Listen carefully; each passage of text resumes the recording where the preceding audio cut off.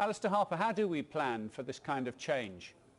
Well, we need to listen to the experts. The government has employed a lot of people over a number of years, funded a lot of people at the Met Office, various universities, to tell them exactly how this is expected to hurt us in the years to come, and that's what we need to be ready for.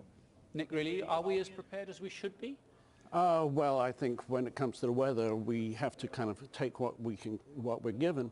I would agree that certainly this shows many signs of climate change. There is the debate, of course, of is this simply weather?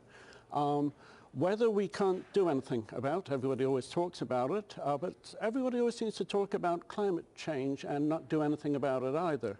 And I think that there are some positive things that the government should be doing. Like what?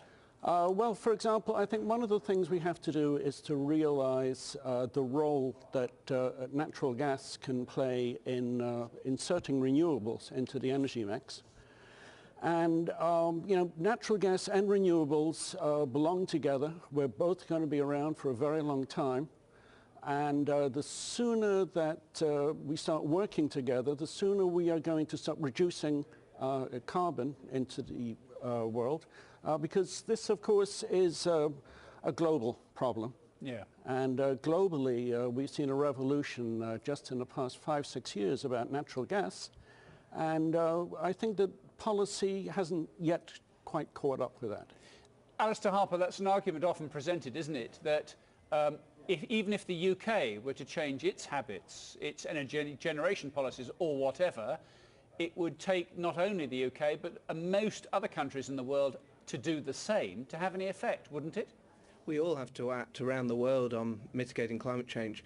There's also the issue of what the UK has to do with our infrastructure. You know, there's horrible stuff we're seeing around the country now. You know, your coverage has been pretty horrific, and that's the reality that we're all trying to avoid. When this stuff happens, it brings the country to a standstill, and there's a lot of stuff we can do with our homes, with our rail, and with the energy we produce that can make us more resilient to this sort of impact. But we need to have a cause and effect, don't we? And is that cause and effect really there? I mean, if somebody was to make a personal decision to use less energy or to switch some kind of more greener fuel as an individual, do we really, as a society, then see a change in weather patterns within what time frame? Any time frame?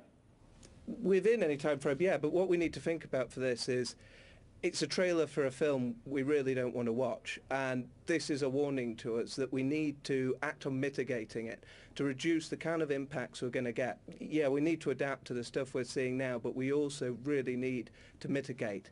And that we can act on. We've got time to change things.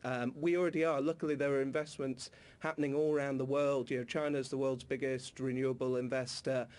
We need to work with the technologies that we have. And I know Nick has his area of expertise in shale gas, and I'm not evangelical on that.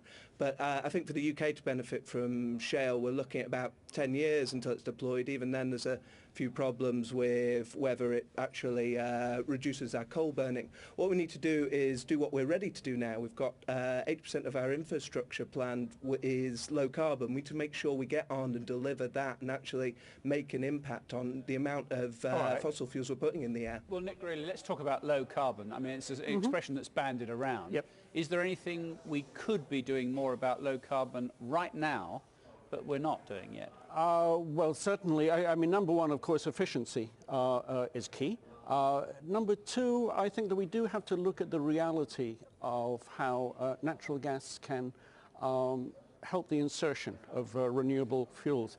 I think that we need on an EU-wide basis, we need to stop worrying about actual technologies and worry more about reducing carbon. And I think that we need a carbon price.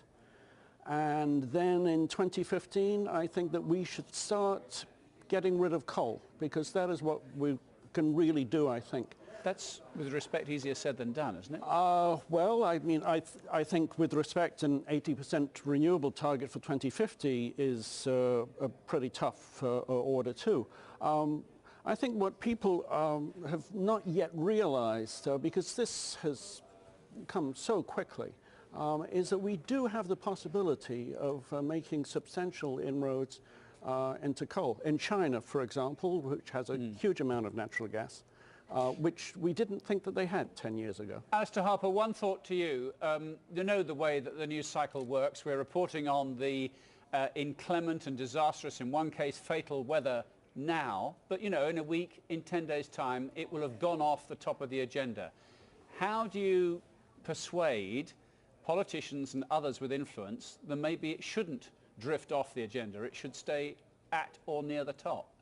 Well, these horrible lessons that we're having to learn now, and the Prime Minister keeps referring to the lessons we need to learn, we need to act on what we're seeing, because it's unfortunately not going to go away. It's going to come back. All the science shows that. And I think we're at the point where any serious political party can't be dismissive of that idea. We can't just live with it. Climate change won't make our lives better. It'll make it a lot worse. And that's going to rise and rise as a political issue.